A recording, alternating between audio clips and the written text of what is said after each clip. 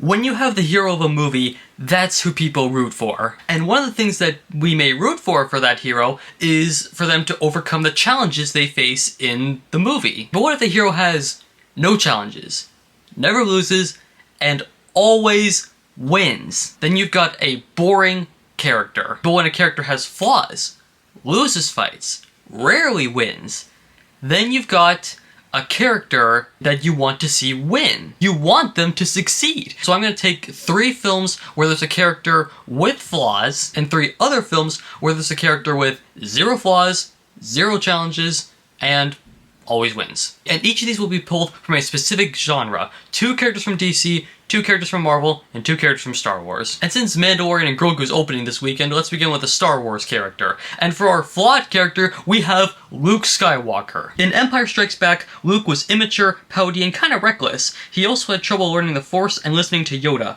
And he fought Vader, lost his hand, and learned the biggest bad guy was his dad. Luke had a ton of flaws in Episode 5, and yet, we can relate to that. It makes the character feel human, and that human part is going to play a part for the other 2 flawed heroes we actually see later on in this video. But anyway, Luke overcomes these challenges and even saves Anakin from the dark side.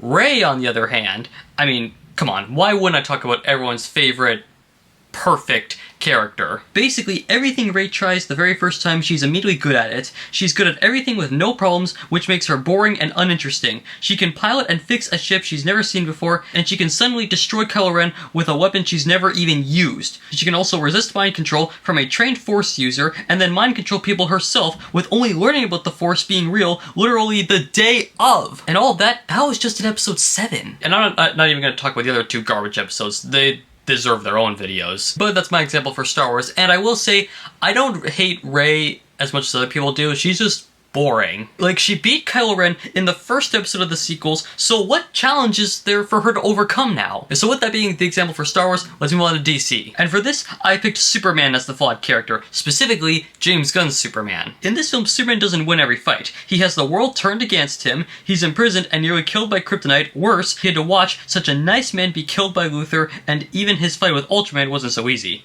But there's another thing Superman had. He felt human. Like, Superman is the most powerful metahuman in the DC universe, and yet James Gunn made him feel human and relatable. We saw Superman happy, scared, sad, angry, and as Superman himself said, that's what makes him human. And he's right. He feels human. He makes mistakes, but so do we. He's just as human as the rest of us. Literally, Supergirl's 3-minute cameo made her feel human too. So yeah, Superman had challenges in the movie, but he also felt very human for such a very powerful alien. Unlike Black Adam. Yes, the perfect hero I picked was Black Adam. I know he's an anti-hero, but whatever. In his solo film, Black Adam doesn't lose a single fight, he's got no flaws, his facial expressions don't change at all, the only good thing is he doesn't have a $20 wig because this isn't Disney. But this is typical for almost every Dwayne Johnson character. His characters never lose, never get beat up too badly, and that makes Black Adam and his other characters so boring, unrelatable, and not feeling human at all. So that's another thing. You gotta make the characters have flaws and feel human. Finally, we have Marvel, and for our flawed character, I picked Spider-Man. Specifically from, personally, my favorite Spider-Man film, Homecoming. But why is it my favorite, you ask? Think about what we learned.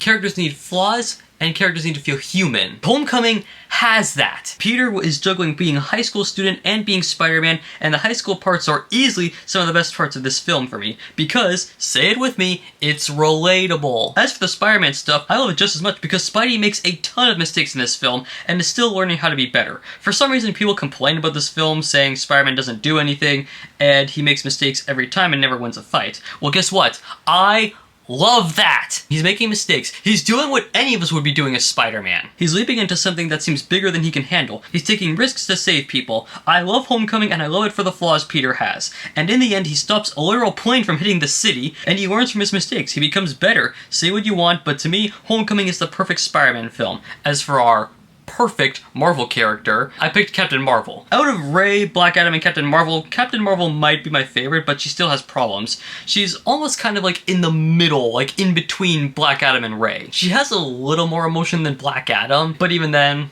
but like Rey and Black Adam, she's kind of overpowered in this movie. I personally don't hate her nearly as much as people do.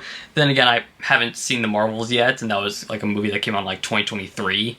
so shows I'm not rushing to see her films. So in my opinion, these are how movie characters should be handled, and these are how movie characters shouldn't be handled. But what do you guys think? Do you agree with my picks? Can you think of a movie character who was or wasn't handled correctly? Let me know in the comments down below. Thank you guys so much for watching. Click this video right here. YouTube thinks you like this one the best. Make sure to like and subscribe. See you guys.